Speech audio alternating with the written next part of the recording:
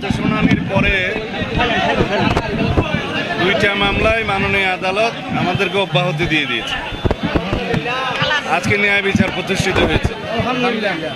অতীতে যত অন্যায়, ভিত্তিহীন, মিথ্যা, রাজনৈতিক উদ্দেশ্য প্রণোদিত যত গায়েবী মামলা বাংলাদেশে দেয়া হয়েছে, রাজনৈতিক নেতাকর্মী সহ সমাজের বিভিন্ন স্তরের মানুষ, এমনকি সাংবাদিকদের বিরুদ্ধেও সকল মিথ্যা, হয়রানিমূলক, রাজনৈতিক উদ্দেশ্য প্রণোদিত গায়েবী সমস্ত মামলা প্রত্যাহার হোক এবং আদালত থেকে অব্যাহতিপ্রাপ্ত হোক এবং খালাস হোক।